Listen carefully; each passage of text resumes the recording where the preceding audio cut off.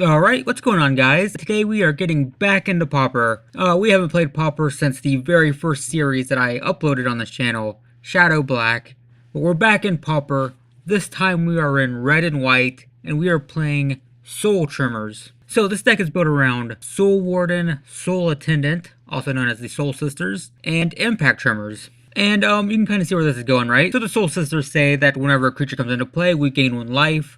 Impact Tremor says whenever a creature comes into play, we deal 1 damage, and then we're just looking to put a bunch of creatures in play. This started out as basically a mono-white token deck with a red splash for Impact Tremors, but as the deck developed, I added more and more red, to the point where I think it's almost more red than white. But yeah, it's basically a token deck, but we don't rely on the tokens staying in play. That's the biggest bane of token decks, right? Things like Electrickery, Shrivel, Illness in the Ranks, stuff like that destroys us. That's no longer the case because we don't even care if our stuff stays in play.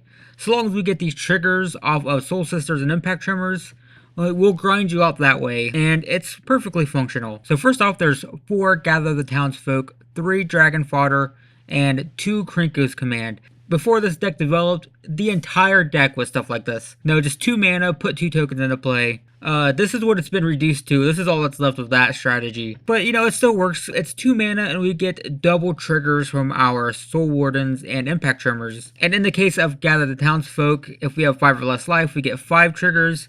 And that's kind of the best. Also, you can obviously adjust the ratios of Dragon Fodder and Krenko's Command depending on what you have already. This is just what I had. And then next up, we have 2 Battle Screeches and 1 Triplicate Spirits. Battle Screech, you know, it's 4 mana, we get double triggers, but then we can tap 3 mana and put 2 more tokens into play. That can be a pretty huge swing. Not to mention that the tokens have flying, and that can be beneficial as well. We also have Triplicate Spirits, only 1 because the 6 mana can be really clunky sometimes. But 3 tokens, 3 flying tokens, 3 triggers of Impact Tremors and the Soul Sisters is kind of crazy. And then next up we have a couple creatures that also work with the strategy. Mog War Marshal basically gives us 3 triggers. We get the War Marshal, we get the token, and then when the War Marshal dies, we get another token. So 3 triggers out of it over 2 turns.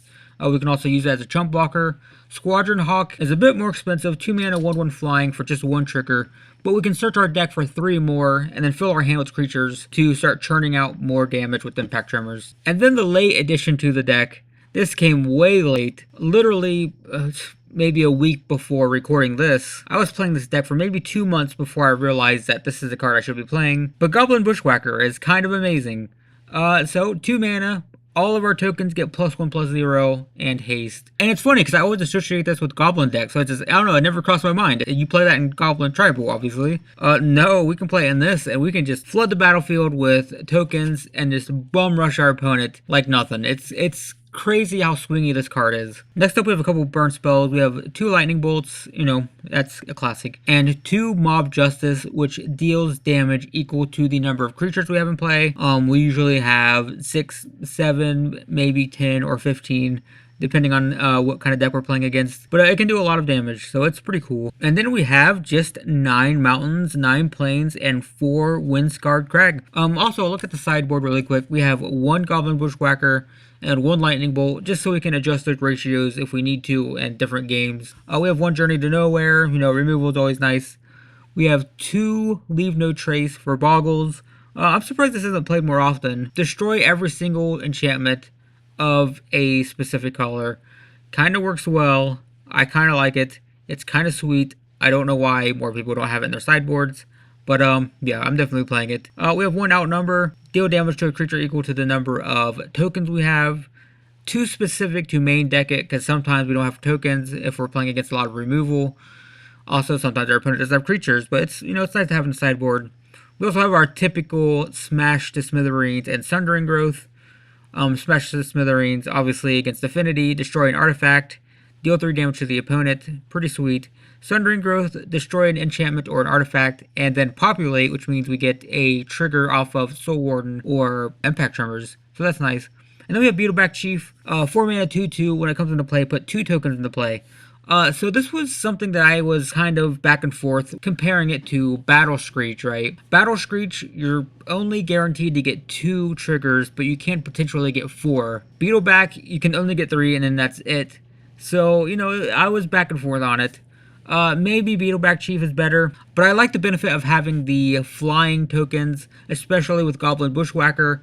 Those flying tokens can amount for a lot, but there are situations where I will take out one Battle Screech for a Beetleback Chief instead. So that's the deck. I mean, it's super simple. We don't have much to talk about here. We're just going to be, generating tons of life and dealing tons of damage by putting tokens into play. And the cool thing about it is you do gain a ton of life. I've posted pictures on social media of me with over 100 life, or 100 life or more. I think the picture I posted had exactly 100 life, but I'm not sure. Having 8 Soul Sisters in the deck and then generating so many tokens is that even if, we can't find an Impact Tremors, we will gain so much life that we can just sit comfortably while we search for our win condition, or just a Goblin Bushwhacker. I have had games where we were just locked up, and then I hit a Goblin Bushwhacker and swung for like 20 plus. And it's not uncommon to have 30 or 40 life with this deck. It just happens. You can just sit back behind a huge life total